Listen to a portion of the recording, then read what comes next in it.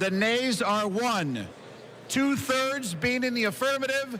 The rules are suspended. The bill is passed, and without objection, the motion to reconsider is laid on the table.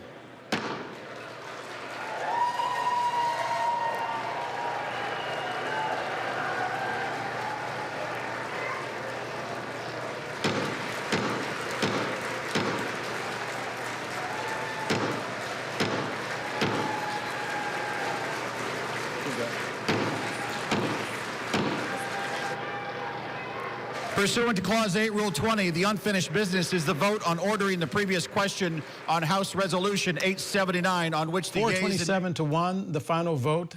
The discharge petition has now passed. It will now go to the Senate.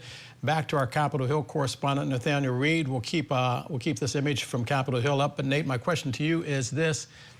With regards to the criminality, Ralph was talking about that. Nothing to indicate that the president has done anything criminally wrong.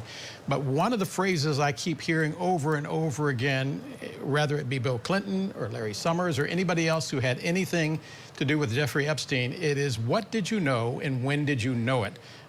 There is the issue of morally, did members that had anything to do with Jeffrey Epstein do the right thing by maintaining a friendship after you found out that he was dealing with younger girls, the age of 14, because I have daughters. I can only imagine what my thought process would be if I knew somebody that had a relationship with somebody 50, 40, 60 years of age, what I would think about that particular person. Is there that concern on Capitol Hill that others may not have done anything criminally wrong, but morally they could be in a vice?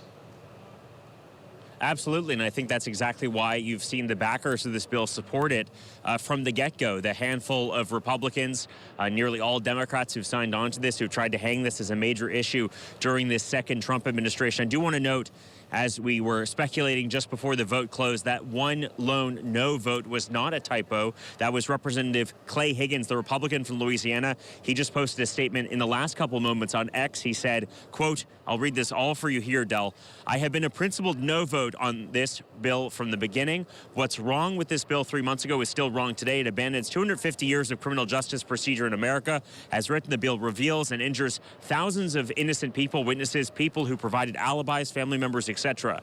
All bold, if enacted in its current form, this type of broad reveal of criminal investigative files released to a rabid media will absolutely result in innocent people being hurt, not by my vote. The Oversight Committee is conducting a thorough investigation. It's already released well over 60,000 pages of documents from the Epstein case. That effort will continue in a manner that provides all due protections for innocent Americans. If the Senate amends the bill to properly address privacy of victims and other Americans who are named but not criminally implicated, then I will vote for that bill when it comes back to the House. And Del, to that point, the lack of criminal implication, kind of exactly the question you were asking me. That's precisely the reason, in some ways, why Representative Clay Higgins, the Republican from Louisiana, voted against this bill. And ultimately, it will now go to the Senate, near unanimous. It was not unanimous. Clay Higgins, the one Republican who voted against disclosing these files. Many others shifted their position, or at least appeared to shift their public position after President Trump came out in favor of this bill.